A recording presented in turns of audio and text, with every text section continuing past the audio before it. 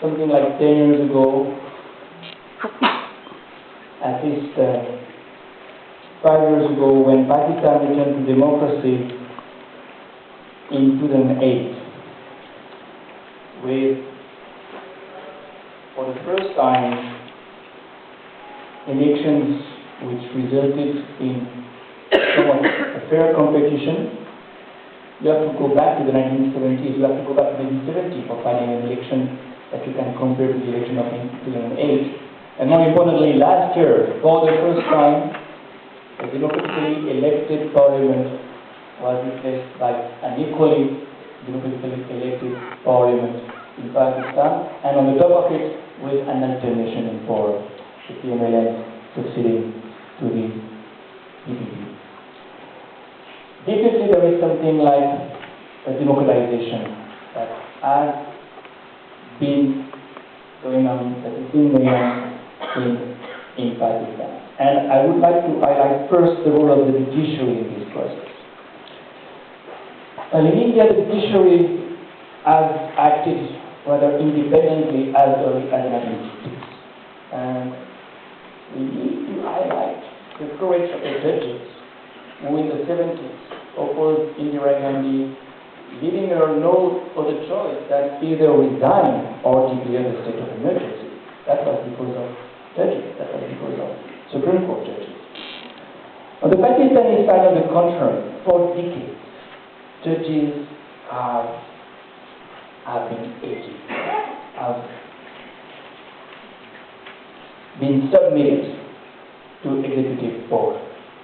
As early as the 50s, when they validated the first coup, I mean the civil coup, when the assembly, the Constitutional Assembly was dismissed, the Chief Justice Munir, the Benjamin, then said, that's because of, I quote, the civil law of necessity. You know, it was necessary to dismiss this assembly that was. And this law of necessity was again the words the judges used in 1977 when Jupiter Bhutto was deposed by General Zia.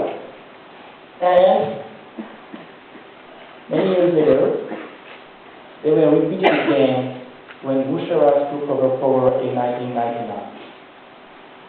Incidentally, in Pakistan, it's like a kind of repeat of history all the time. So not that it's a kind of ritualistic choreography.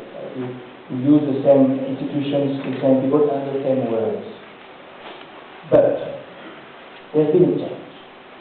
And the judiciary has asserted itself in 2007 onwards, when the Chief Justice, Chaudhary, refused to go to Musharraf at the time when they wanted to dismiss him, stood on its feet to fight the president, and went to the people, used the Bar Association as a network for mobilizing lawyers in the street, and we had demonstrations of lawyers. That was the beginning of the end for Musharraf.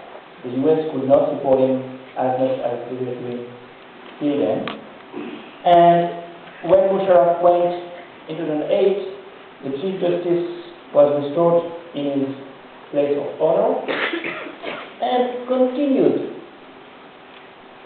to be against the former military Chief of Army Staff.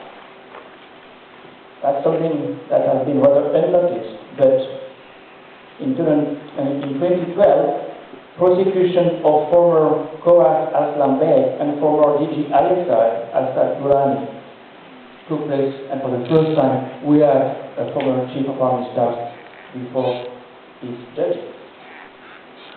That was the beginning of a longer story. He was accused, Aslam Beg, of bribing the political parties, but more recently, Musharraf himself has been accused of having subverted the constitution of Pakistan by detaining judges of the Supreme Court and also accused of involvement in the conspiracy to murder Benazir Bhutto and veteran Daesh nationalist Akbar Khan Bhutto. Of course, the Chief Justice Chaudhry accused also Zardari, the president, of corruption and forced the Prime Minister Gilani to resign. But what remains the most dramatic symbolic change is the way the show has been after the former military dictators. That's the first.